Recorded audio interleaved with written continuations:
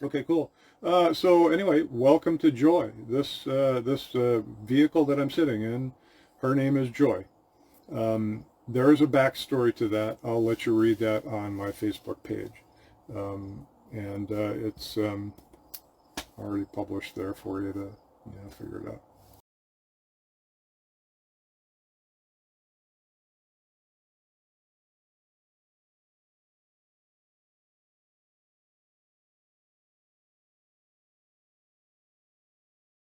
So right now I have my phone on a selfie stick and it's in tripod mode. So what I'm going to do is pick it up and take it off the tripod here.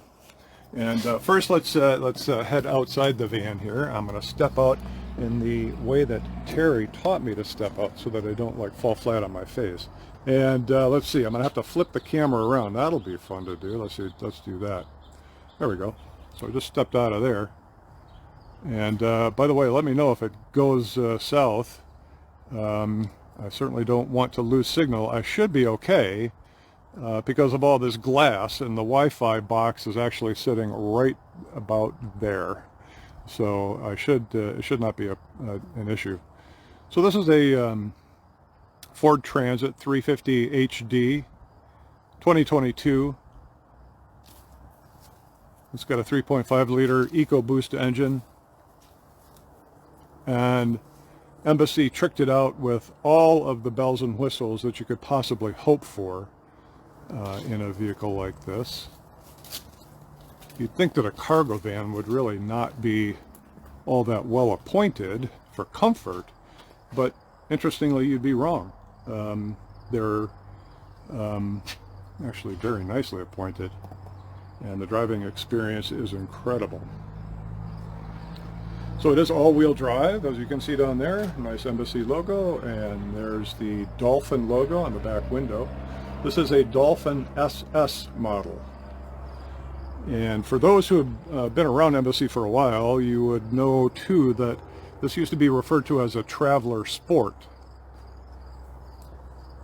versus a Traveler Duo. Those are the three different floor plans that Embassy creates in Ford Transits, but also in the Sprinter from Mercedes and the ProMaster from Ram, aka Dodge, I think. So let's head back inside here now.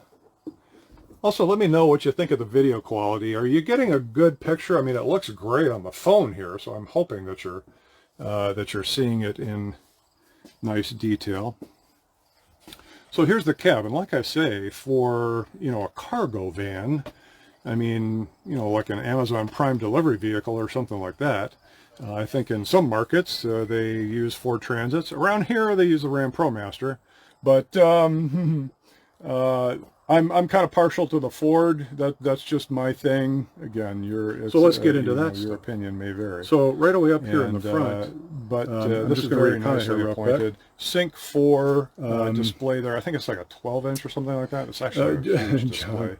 It's just beautiful. John says, again, all the bells and whistles. But you know what? We're not really here to talk so much about what an Amazon Prime delivery vehicle or something like that. The Ford element of this. Some are actually here to talk about the Embassy side used for training and how it's been outfitted in order to.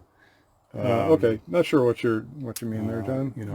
Be an inviting place to live. So up front here above the cab, so there's like a shelf here above the cab, where the visors are. But above that, there's a shelf that Ford has put in. It's not particularly well finished, but it's nice. It's got a couple of cubbies up here. I've got some cards from Embassy in here. If I can get them out, it's got a rubberized bottom on there. So there's Brandon's card from Embassy. I got a few of them here. Here's Terry's card. So, but yeah. And I'm just going to point this out for those who might be interested in this. This is a St. Christopher medallion or pin or whatever. It's got a little clip in the back that clips it onto the top there. And oh, I see. My the reason it's bright apparently is because I'm seeing the shadow cast by the flashlight on the phone. I didn't realize that's what that was for. What would happen if I turn that off? I think that will turn it off, won't it? Yeah. Now, did the quality of the video go horrible? Let's turn that back on again just to see what that looks like. Come on, turn on. Off. You know, that makes a difference. I'll leave it off. Anyway, St. Christopher is the patron saint of the highways, and my mom had that. That was a big thing in her life, and so at some point she passed it on to me, and so it's there to keep us safe on the highways. So safety first. So I'm really happy to have that little piece of her along with me in the form of St. Christopher. So the control panel here deals with all of the lighting and everything else, the battery monitoring system and everything. You might be able to see up here, if it will focus for me, that my batteries are currently at 80%. I'm drawing 11 amps because I got all the lights on, and maybe the refrigerator is running too. But I don't have the water pump on, or any other things. The inverter is on, so I've got 110 power to power the T-Mobile 5G home internet gateway device, which is over here on the counter. It's this box right here. So that's where I'm getting my internet from right now at the moment. So there's the lighting control panel. That just pretty much deals with all of the lighting in here. Hello, Dan. Nice to see you watching from out there on the East Coast. And yeah, cool. Anyway, Robert was saying, legend tells that I finally found the full version of this. Legend tells that St. Christopher carried a child who was unknown to him across a river before the child revealed himself as Christ. Therefore, he is the patron saint of travelers. So there you go. Thanks, Robert. That was a beautiful little piece of information to better clarify why I have a St. Christopher along with me. Cool. All right. Have I missed anything else? Okay. Let's go on with this, and now I'm getting more and more familiar with what I need to be looking at as I'm doing this. So okay, here we go. So control panel for the lights, cool. Now what I'm going to do is I'm just going to kind of step backwards into the cab a little bit, and then look back towards the rear of the van. So now you can kind of get a feel for the whole layout here. And I'll go through and show you what all of this is all about as we go.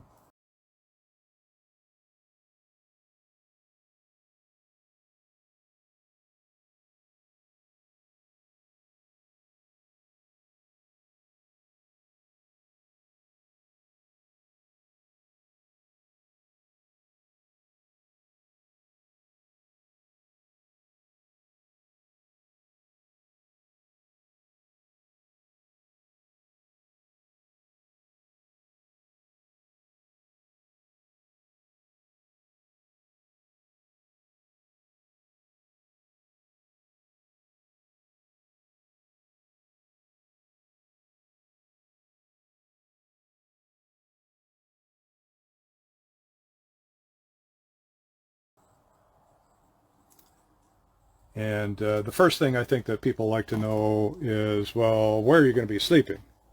And the answer to that is right here on the sofa, which converts to a bed. So also presently attached to this side of the sofa is the lagoon table. Now, for those who aren't familiar with RVs or whatever, lagoon is, there's a lagoon logo on here somewhere. I know I saw it on here somewhere. But lagoon tables are kind of a de facto standard. There's probably a lot of knockoffs for them too. But, and the tabletop was actually of Embassy's design. But it's the mounting system that is the unique and interesting part of the table. So what it allows for is for you to swing the table in any direction that you need it to go. It's very difficult for me to do this one-handed, but as you can see, it can rotate around, and it can turn. Kind of difficult to see because of the angle, but you can position it pretty much any way that you want. Again, I've got it set kind of stiff, so it's kind of difficult for me to turn it. But yeah, this is a great table. So you can sit there. You could maybe put a laptop on it or a keyboard or something, and have like a work surface that you could do it. Or you could have dinner on it, or whatever, entertain, that sort of thing. But even though the Lagoon table is set up here, I can still go ahead and show you how the bed works. So over here on the control panel, if I swipe over to the next page, down here it says, if it focuses, DS sofa, and that means driver's side sofa. There's also a passenger side sofa, which I don't have. That would be right here if it were in the vehicle. So this is the driver's side here, and this is the passenger side over here.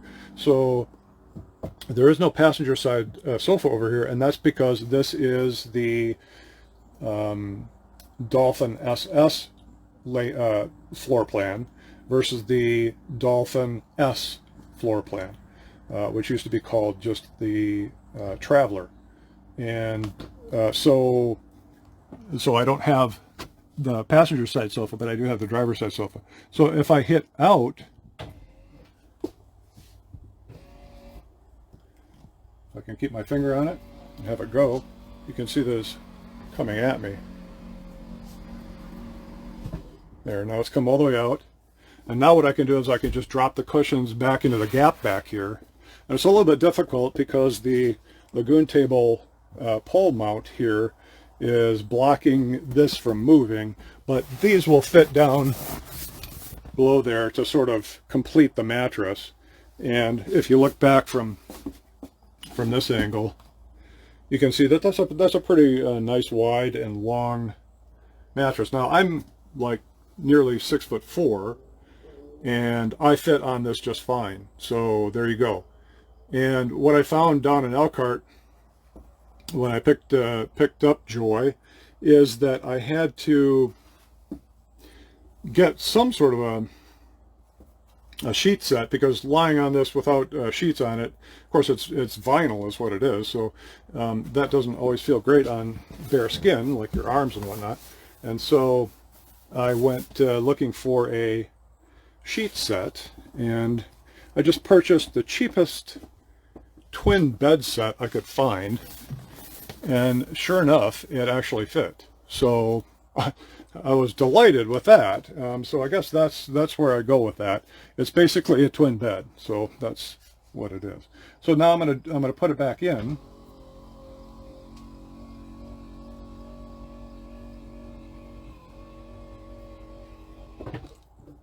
And now we're back into sofa mode. Also, in order to extend the foot area a little bit here, what I can do is I can pop this strap, pull this open a little bit, and then the, again, very difficult to do this one-handed.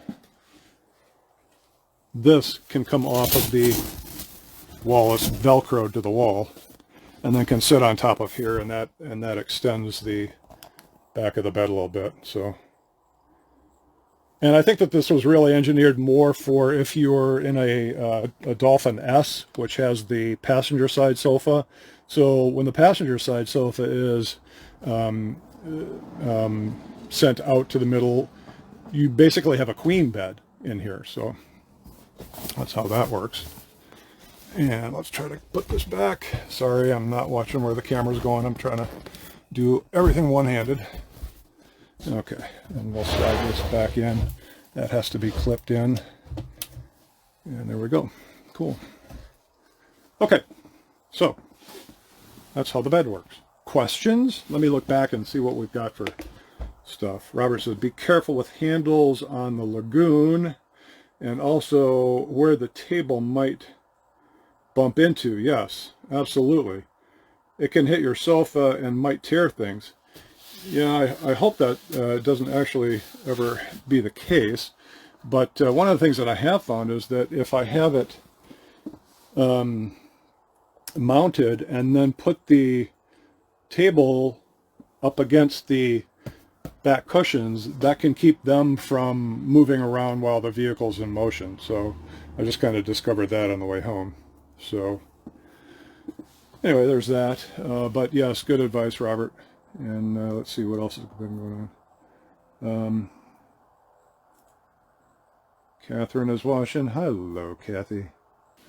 Robert says, this looks like the best layout for you. You're taller, so need the longer bed. Our beds would be too short for you. Yeah, so Robert has the Dolphin SL, which is the what Embassy used to call the Traveler Duo, which has a floor plan that has actually a bed back there and a bed up here and kind of a privacy wall in between, sort of where this is, although I think it's even further forward. So yeah, and it's true that the taller you are, the more you need to go to the S or the SS models just to get the length that you need for the beds. But for some who really need dual sleeping areas, the SS, or I'm sorry, the SL is probably the one to be looking at. So okay, so we've taken a look at the bed and the table situation. So let's take a look at the passenger side of the vehicle now here, forward of the galley. So we'll get to the galley in a minute. You can probably see the refrigerator there and a sink. We'll get to the galley there in a minute. And so over here on the passenger side, there is a countertop and some storage, and below the storage is some of the mechanicals. So I can pop these open. So all of the cabinetry uses this kind of latch here, and it's a kick lock too. So there are ones. So if I go back and I look at this one down here, which is really tall, it goes all the way up to the ceiling, and then goes all the way down to the floor. There's actually kick lock, one of these locks down here too, and it's a kick lock, so you can operate it either with your foot or with your hand. So with this one, I'll just pop it open by just pushing it, and it unlatches, and then I can open the cabinet. So there's a bunch of stuff in here right now. I've got some bug screens here, and I've got some covers for the windows up front. And the shower curtain is in here. We'll look at that, the shower in a while. And some stuff from some leftover parts from the toilet installation. Geez, do you ever want leftover parts in a toilet installation? No. Just being funny. So yeah, so there's, and I think this particular storage area here on the passenger side, which is lacking on an SS, or I don't know what the SL has for storage. Its storage may be entirely different. Of course, each one of them is very different. But I think I'm going to really love having this storage over here. It's just a lot of extra room that some don't have. But when you close these, you just push that and it's closed. Now, one of the options that I asked Terry at Embassy to install for me is locks on each of these latches. So literally every cabinet in here locks.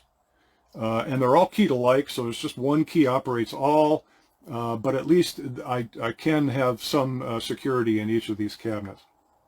So I think that's really cool. I like that.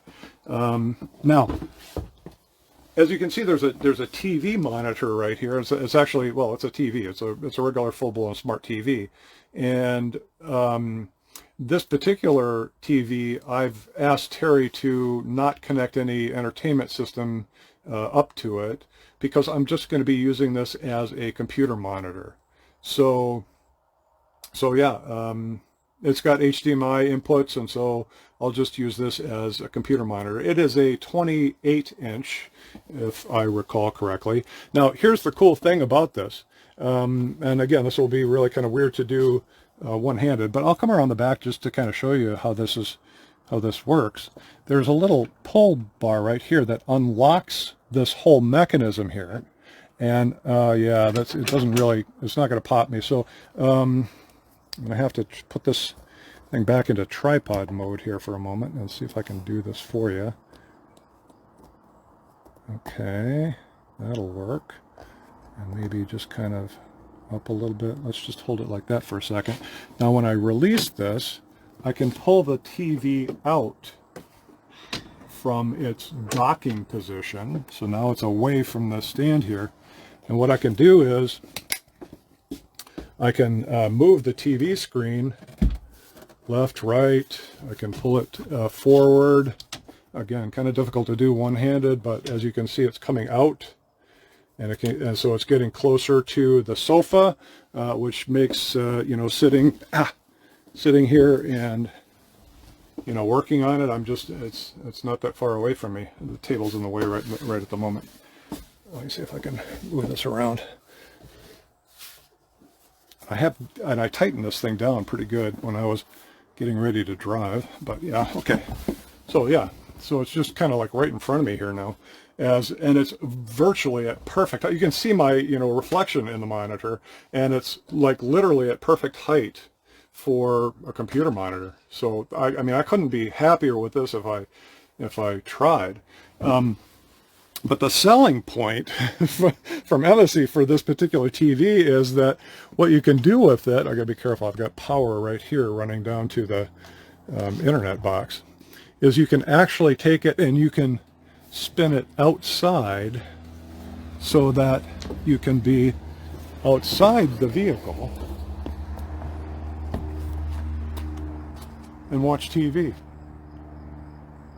How cool is that? So if you want to watch party with a football game or something going on at your campsite, there you go. So I'm going to put you back on the tripod here for a moment while I put that back together. Okay. So I'll just make sure that anything's out of the way here. Swing it all the way back, and it just automatically locked into place. So we're already set and ready to go, and that's that. Now, so that is the TV. And you're saying, well, yeah, okay, but so that means you got nothing hooked up to the TV. There's no entertainment. How do you watch like Netflix or something like that? Well, okay. There's a solution for that. So I'm going to put you back on the tripod again, and I'm going to make sure that I'm got a good angle here forward. I need to be up a little bit here, but not too far up, so that I can show you this. Check this out. There is a 32-inch TV.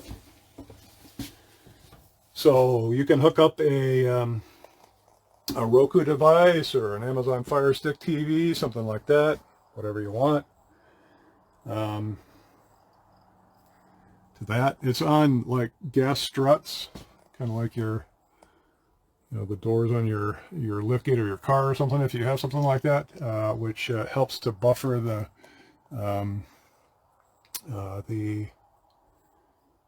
thing from, you know, it's heavy. It's a heavy thing. So, and those struts kind of help deal with the weight. So that is, and the entertainment system consists of not only the TV itself, but also, if I look over here, here's a Sony Blu-ray unit, and there's also an HDMI port here too. So if you, I guess if you had like an Xbox or something like that and you wanted to do it on the TV and you just wanted to get an HDMI input, because this goes over to one of the HDMI inputs on the TV. So, you know, there you go. And there's a speaker here, and there's a speaker over on the other side over here, which I don't know if they sound good or not. They're JBL. It's a JBL sound system, but I've not fired it up yet. I haven't figured out quite exactly how to do that. Maybe you have to play a movie or something for that to work. I don't know. I'll figure that one out at some point. Anyway, I'm going to put you back on the tripod over here while I bonk my head on the microwave and go back and put this away. So all I have to do is just lift it, and it just latches in place. So there's that. So now as we look back towards the galley, I think I'll stop before we get there. just to note that this is the clock that's wrong. No, that's not what it is. This is actually the thermostat. So two different things that are going on here with this thermostat. I try to get it to an angle where the reflection isn't so bad. This is not only a furnace, so there's the little heat icon down here, but it's also for hot water. And there's another icon over here that I don't even know what that's for. I don't think it applies to this build.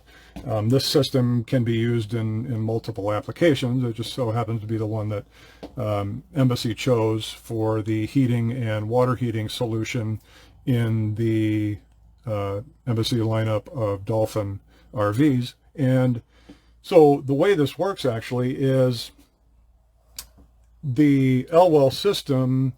It's a hydronic system. What it does is it heats up an antifreeze solution, basically, ethylene glycol, and I think it's probably a 50-50 ethylene glycol and water mixed. It heats that up to a pretty hot temperature, and then it runs that hot solution through a heat exchanger, and it is used to heat the water in here so that you can have hot water for the sink or for the shower, which is back there. We'll look at that in a moment. And also, it can be used to heat the entire RV. The heater vent is down there at the floor, and actually the entire system is right in here. It's that silver box down at the bottom of the floor. There's also a mixing valve here for the hot water and everything. So you can kind of see some of the guts of the thing here. This is actually a water filter right here for the drinking water. The van fresh water capacity is 23.5 gallons. And it also has 23.5 gallon capacity on the gray water side. So the gray water is anything that you've used that's gone down the drain of the sink or the drain of the shower, although the shower is a little bit different. I'll get to that in a moment. So 23.5 gallons for both the fresh and the gray water bladders. Now I say bladder because Embassy doesn't, and they're both underneath the sofa here, as they're in this box. And so the bladder system is like a marine bladder system. Apparently they do this on boats and yachts and stuff a lot. Rather than having a fixed dimension plastic tank to hold water, they use bladders, and Terry has mounted the gray water bladder on top of the freshwater bladder. And so as one empties, the other fills, and so it doesn't require twice the space. It just uses the same space for both functions. So kind of innovative and very well thought out. Now, I said that the shower was a little bit different in terms of its gray water. It turns out that there's actually a 10-gallon collection system underneath the van, which is very low profile. It doesn't hang down low at all. It actually doesn't hang down any lower than anything that Ford had already put under there. So it's not like you're ever going to bang it or run into something like if you go over a curb or something like that. That's not going to be an issue. But there's about 10 gallons in that, and there's 23.5 gallons in the gray water bladder for the sink. So, and 23.5 gallons for fresh water. So lots of water capacity in here. And the cool thing about water is that you can check out the state of your water system by turning on this monitor, and you can literally see the bladder. I don't know if you can see that on the video, but it's a little TV screen that's actually looking at, I wonder if I can get that in there and get it to show it. Yeah, that's a little bit better. So you're actually looking at the top of the bladder right there, and that's the fill hose. And you basically, in order to fill the bladder, you turn on this little monitor under the sink here, and you use the fill port, and then you can just watch that, and you can literally watch it fill. So pretty cool. And that just turns on and off. And so there, and they even put in a little waste basket. And you might have noticed that there's a light in here too, and the light is on a magnetic switch, which is right here, so that when you close the door, the light just automatically goes off because it senses the magnet, and then it turns off the light. So that's cool. And under this side, yeah, we looked at that before. So that's all the that's the heater down here. Got some water mixing valve to get the hot cold mix correct, and a bunch of other stuff in there. I haven't read enough of the manuals yet to even figure out what everything is and all the systems are. That definitely is something that I need to be on top of. Again, we're continuing to march towards the galley. We kind of looked at the thermostat over here for the heat and the hot water, and then we also get to well, let's go over to this side. So over the sink, we've got a microwave oven. So, you know, just standard microwave oven. It's a small one. This would be like an apartment size microwave oven. It's not huge. So I haven't even unpacked it yet, but I'll have to do that fairly soon. Figure that all out. Looks like it'll do a baked potato or popcorn or pizza, beverage, frozen dinner, or reheat. It's got a power level setting, a timer. Cook by weight, defrost by weight. Oh, defrost by weight, that's awesome. Speed defrost. And of course a number pad, clock, which you wouldn't even bother with in a RV because you're turning your inverter on and off, which gives or takes away the AC power to the microwave. So the clock would always be blinking. Thankfully it doesn't blink at all, so that's kind of nice. I think it just says on over here. That little red light, is that what it says? On? I'll never get it to, it looks kind of dusty in here. That's one thing I will say. RVs are dust magnets, right? All of you who have your Dolphins already, or who have been out in the wilds with in an RV or camping or whatever, know that the dust is a thing. So anyway, so I'll get to the toilet in just a moment, Bob, and I'll show everybody. But first, let's look at the refrigerator.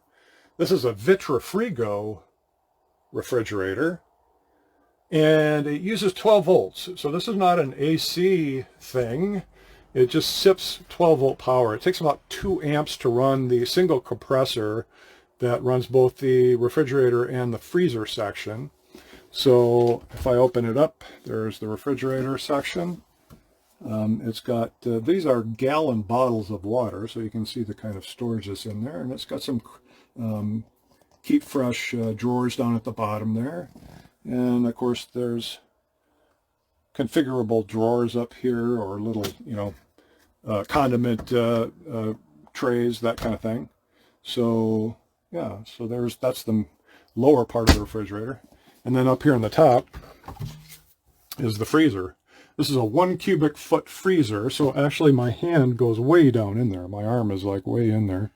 And it comes with the cutest little, smallest little ice cube tray you ever did see. It probably looks, you know, like big on the video feed, but it's actually really tiny. It's kind of cute. People laugh at it when they see it.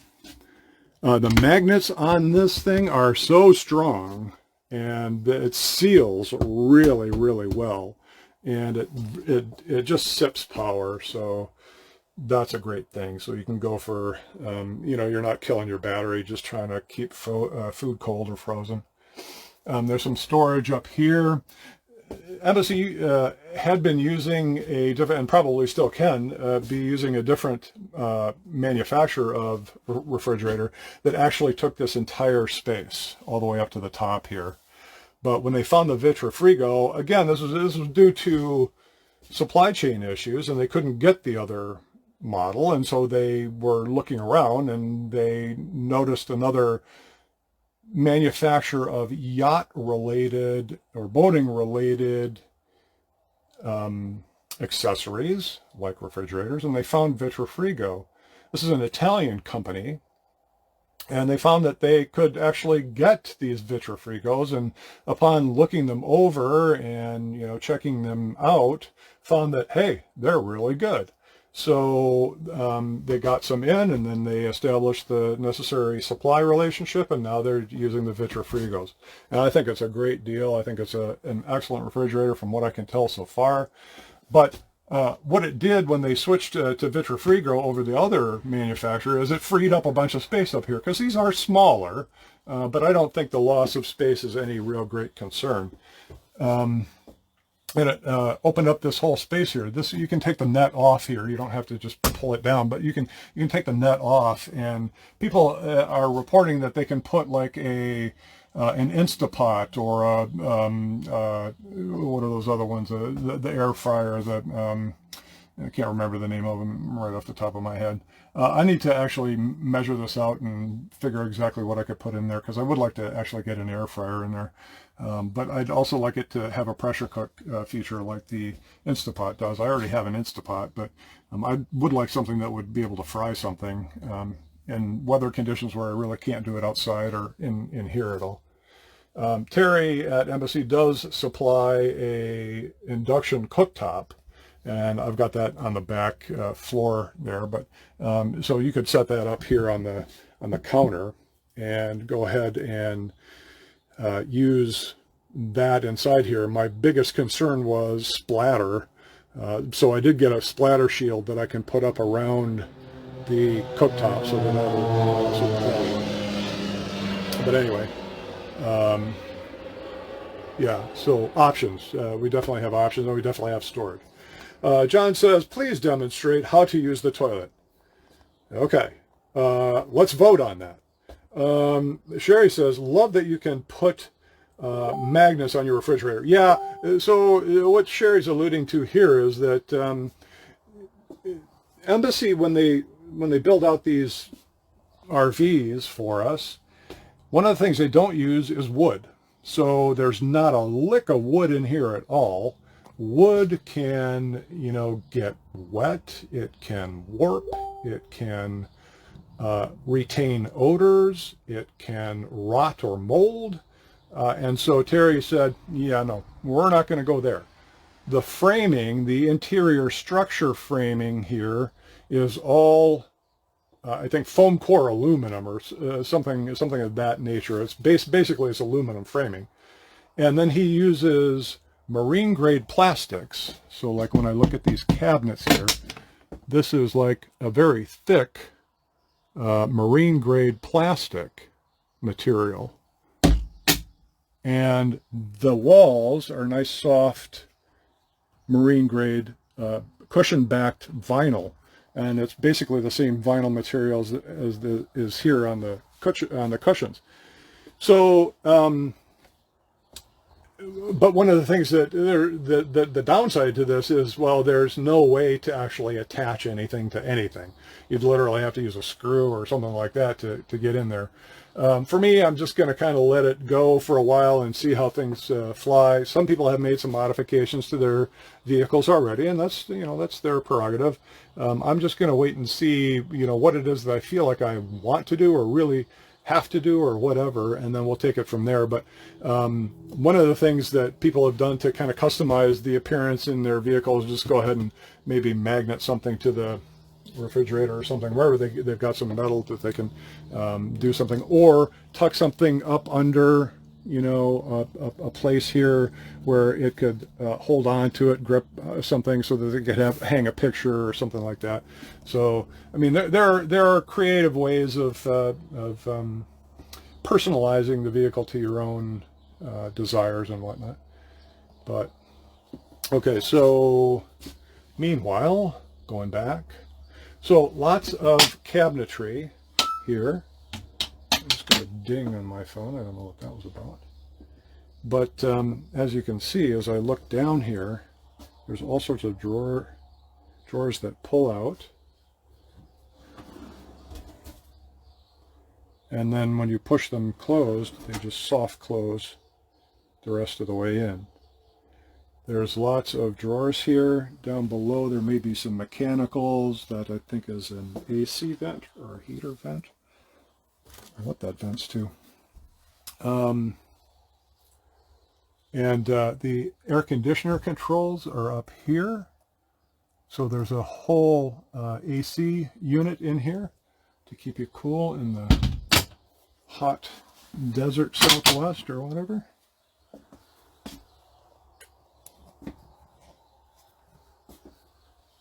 So if you turn on the water pump, then you've got water coming up to the sink, and you can turn that on. I don't have the water pump on, so I won't do that. The other thing that Embassy does not do are black water tanks. So a black water tank is the tank typically below the RV, you know, hanging from underneath, that contains your sewage, right? It's your number one and your number two business that ends up in the black tank, and then you have to find a black tank or just any dump site that will take black and or gray water, and in order to dump those the black tanks. So you're basically dumping sewage is what it is, and you're collecting it and then you're later dumping it. Terry said, yeah, no. We're not doing black tanks. So he offers a number of toilets that are tankless. So tankless from the perspective of not having a black tank, you know, something that would mix both number one and number two into sewage. You get that sewage smell, by the way, when you mix those two. That's where that horrible sewage smell comes from. If they remain separate, you don't get that smell, and the number two can actually dry out and not be stinky at all. And then the number one is separate, so it doesn't ever get a sewage smell. It can definitely go sour, but it's not going to get a sewage smell. So he has a number of different toilets that he can install. There are two that Embassy offers at this time, and the first is their original go-to, which is called the Lavio Dry Flush, and it operates on the principle of like a diaper genie, wherein you do your business into what looks like a big Mylar bag, one of those silver Mylar bags, and then when you hit the flush button, it spins that bag and seals off, you know, your last activity, and then a vacuum pump kind of sucks down the next uses portion of the Mylar cartridge that will give you approximately, I think they say 17 flushes. And so there's that. But the cartridges are big, and they come in 3 to a pack, and most people are running around with, you know, probably a couple of those packs, and they're just taking up so much room. So, you know, a lot of people looked and scouted the field for different types of toilets for RVs, and it turns out that Terry, too, was being mindful. Terry, by the way, Terry, I keep talking about Terry. Terry is Terry Minix of Embassy Specialty Vehicles, and he's a VP there, and he's kind of like the lead guy in their RV division. Embassy Specialty Vehicles also makes a lot of specialty vehicles for other industries, like they make a mobile surgical unit, and they make mobile banking units, and just all sorts of interesting stuff. And they typically are using Ford chassis, but they also use Sprinter and Mercedes. But I think for most of their specialty vehicles, they take a blank back chassis. I can't remember what they call it. There is no box in the back. It's just the chassis and the cab. But the back of it's just, you know, empty, or there actually isn't anything there at all. And Embassy builds out the entire back box that everything goes into. But anyway, so Terry, along with a lot of other people, came to the conclusion that the Separate Tiny might be a great alternative to offer as a toilet. And I may be the guy that pushed him over the edge, because I said to Terry, I really want a Separate Tiny. And actually, he would have put one in, but for a while there, he was doing it under the assumption that if you wanted one, you could order one. Amazon sells them, and you could have it just shipped to Embassy, and they would install it. But there's like an upcharge for it to do that, and there actually was an upcharge to do this Separate Tiny anyway. But and I think it may be for an entirely different reason. But the Separate Tiny is a little bit more expensive than the Lavio Dry Flush, but you know, whatever. I think it's a better solution. So the toilet is actually here's the bathroom. So we'll look from top to the bottom. So there's a couple cabinets up here. There's even a power outlet in the back that you can probably see there. That's for, you know, hooking up a shaver or a dryer or a curling iron or whatever you need you know, for that. And then there's a control panel for some of the lights in here. There's, you know, reading lights. There's a ceiling light in here, and then there's this lighted vanity mirror. And what you can do here is you can come in and you can like pull this forward so that you can actually, you know, see yourself. For me, it's like I got to take my contact lenses out, so there's that. So that works really well for that. The fill port for the water system is right here. So you just unscrew this, and then you just stick your hose down in there, and you go ahead and fill it, and you watch that little TV monitor over here, right? TV monitor down there, and you can watch the bladder, which is under the sofa. You can watch it fill. So it's very cool. And I'll seal that back off. I wouldn't want to go driving away with that open.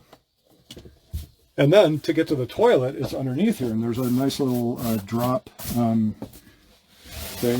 that sort of covers the toilet. But there it is. So this is a separate tiny. And inside, you have a spot where the number 1 goes down, and then you have a spot where the number 2 goes down. And in order to open this up, you just sit on it, and it opens up. And as you can see, there's just a bag in there. Thankfully, there's nobody's actually used this yet, so there's nothing down in there. But you would basically just sit down, and that would open up, and you could do your business, and then you could get off, and it seals itself back off again. So that's how that works. That's probably the most demonstration I can show you on that, John. Yeah. John says, I just opened the valve going, what? It's switched. Now I can't see it.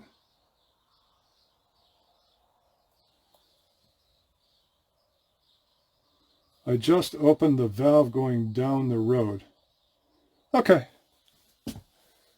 And so I'm going to pull this out of here. So this is the induction cooktop that comes with the RV. So you got to have induction cooktop ready cookware. So it's got to be a ferrous metal so that it can work. Otherwise it will throw an error code and say, nope, not compatible. But so yeah, so that's the toilet. Oh, and before I put that up, I'll just note that back here, behind the curtain, is the shower head. So that can just pop out. And there's the shower head. And you can turn it off, on and off, I believe. I hope. I've never done. Yeah, the whole bottom part. Well, I can't do this single-handed, but the bottom part of this twists to turn it on and off, so that you can do the military type shower, right? You get yourself a little wet, and then you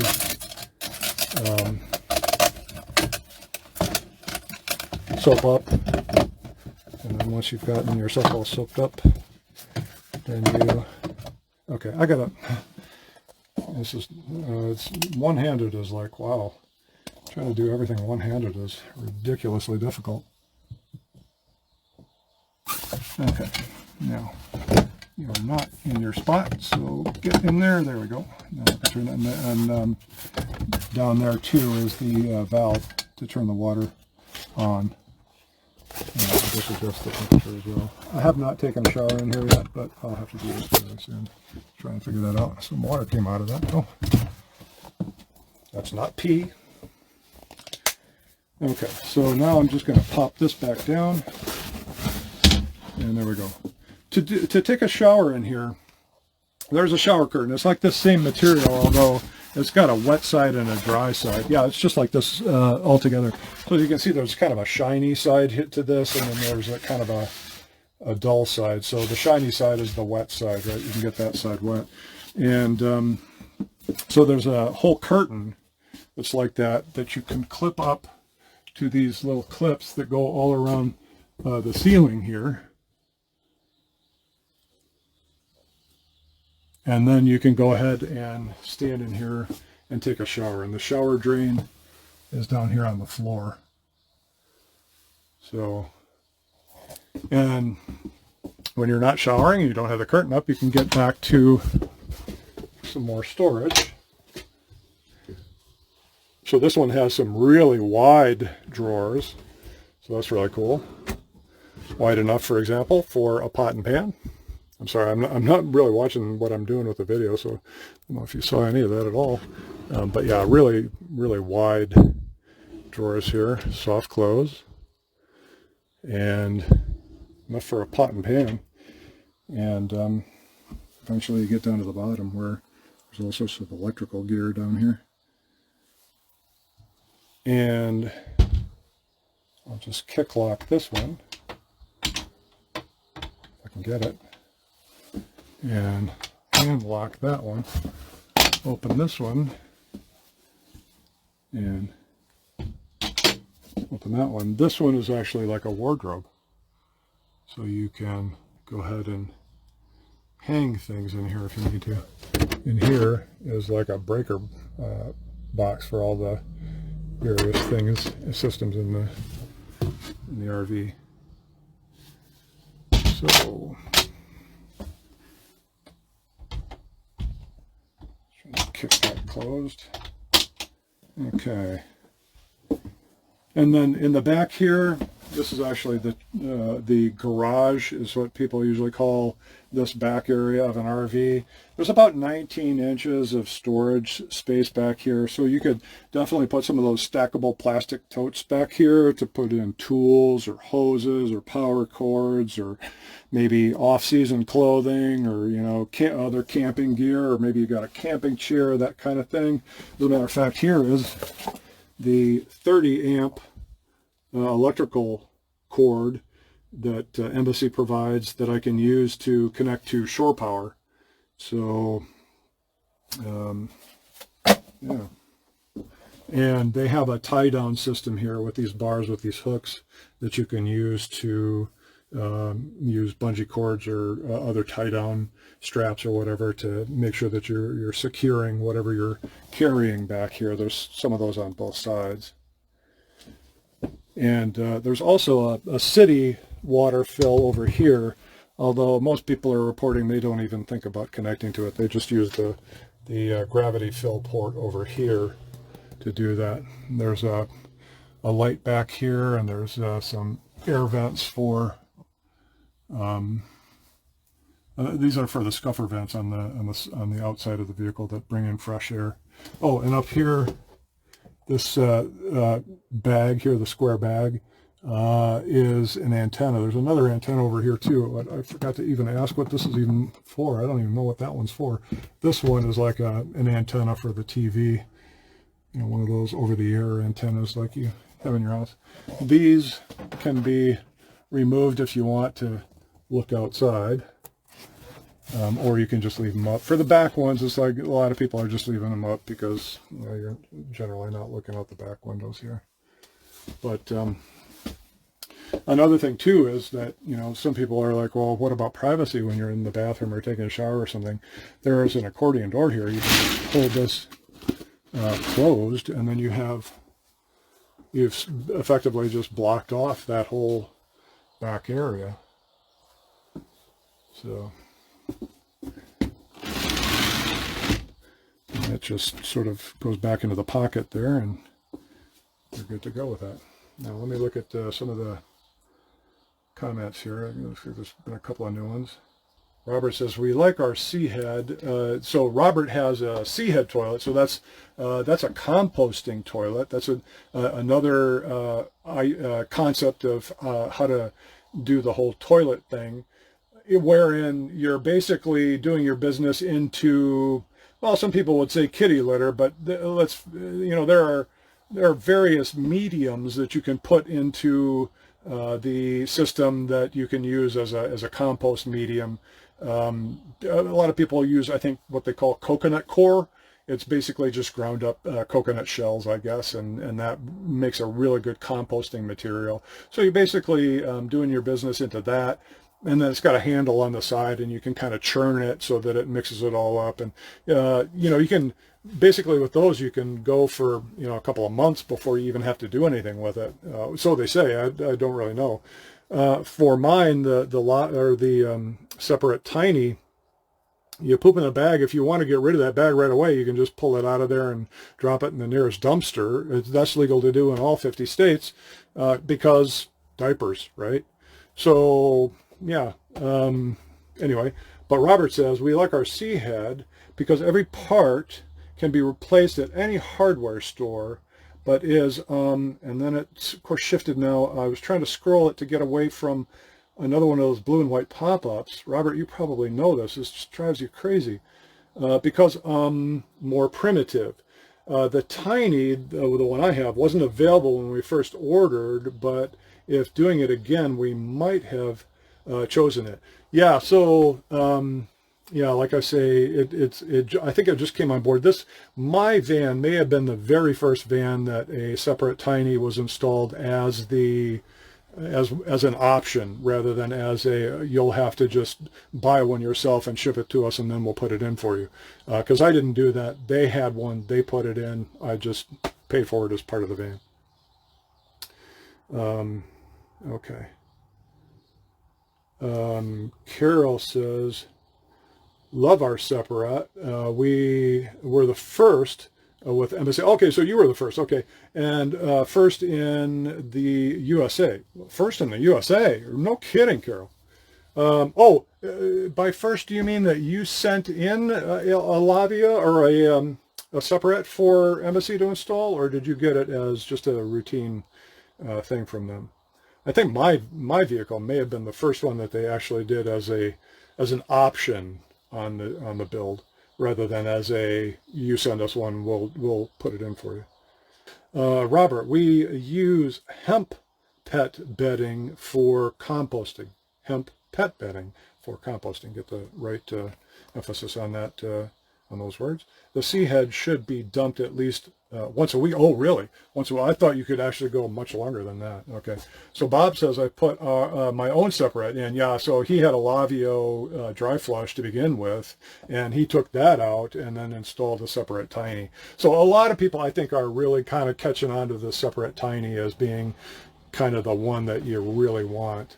But there are those who are really down with the whole composting toilet idea, and so they'll run with that instead. And I'm sure that there are those that just love their Lavio dry flush with the whole diaper genie thing going on with the silver Mylar bag system that spins and locks off your last duty and prepares for the next one. So that's all cool. Everybody, is going to have their own, way of approaching this and their own likes and dislikes. So that's a cool thing about this space, is like everybody has their own spin on it and the way they want to do things. For me, I'm going out full time, right? I'm just going to go out and just start traveling around, and this is going to be my home for the foreseeable future. So for me, I just kind of like the simplicity of just peeing in a bottle that I can dump out, wherever. I literally could carry it into a bathroom and just pour it into a toilet and flush it. And when it comes to the number 2 business, well, it's just a matter of pulling out a bag and dropping it into a dumpster, and then just putting a new bag in, and I'm ready to go for the next time. So to me, I think long term, this is going to probably work out best. But hey, check it back with me in a couple of years. I might go, geez, I hate this thing now. I don't know. Hard to say. Okay, folks, let's see. My thing over here went offline, of course. Let me put it back on so I can see where we're at. The time is now, look at that, it's 5:15, so we're already 15 minutes over time. But I've gotten to the back of the van. I guess what I should do is just ask if you have any questions. Just go ahead and drop them in there, and I'll answer everything that I can. Let's see, Bob also commented saying you can purchase separate bags on Amazon. We used less than 20 in the 115 days we were on the road. $20 for 20 bags. And these are compostable bags that apparently break down within, you know, I don't know how many weeks, but a couple of months probably. They apparently start breaking down. So that's cool. Yeah, so you don't have to, you know, it's not a poop once and then discard the bag. You can do it a couple times. So, and the way they make sure that there isn't any odor getting back into the vehicle is there is a fan, an exhaust fan that exhausts air from the toilet to the outside. And my understanding is that even outside you probably wouldn't even know that there was a toilet venting air to the outside. But the other thing is so what happens when you have a toilet that has a fresh bag and nobody's pooped in it? Well, do you want that fan to be running all the time? Well, probably not. So one of the things that Embassy will do is they will put in a switch for you, which is this one right here. I don't know what that says. Toilet fan. If you can read that, toilet fan. So I can literally turn the fan on and off right there. So I don't have to have that fan continuously running, sucking down my battery when there's just nothing really for it to be doing and no reason for it to be running. So that's pretty cool. That's a Embassy unique modification to the separate tying. So yeah. Sherry says, thanks for the tour. Bob says, good video, Tom. Well, thank you. I appreciate that. There we go. So, yeah, thanks for coming along and taking a tour of Joy with me. Again, if you are interested in the backstory on where the name came from, just feel free to go back and look at my my Facebook page, and the story is there, along with a picture of me from way back when I had a lot of really nice hair, which I don't really have much of anymore. Anyway, so we're, like I say, we're well over 5 p.m. And usually when we're flying around in Microsoft Flight Simulator, we would just do this for as close to an hour as we could and not go too far over. So we're already a little bit over. I will let y'all go for now. It'll be just after the first week in November that I head out of here, and I will probably be heading in the direction of the southwest, which is down that way. Because I had originally thought Florida, but it kind of seemed to me that since Ian, the Floridians have a lot of other stuff to worry about right now, let alone a bunch of tourists running around. Now, if there was some way that I could help and I could figure out a way to do that, okay, fine, there's that. I might definitely consider that. But in the absence of that, I think I will be heading to the desert southwest for this first winter on the road for me. So, okay, so that's it for now. Thanks, everyone, for coming along, and we will see you in the next one. Bye.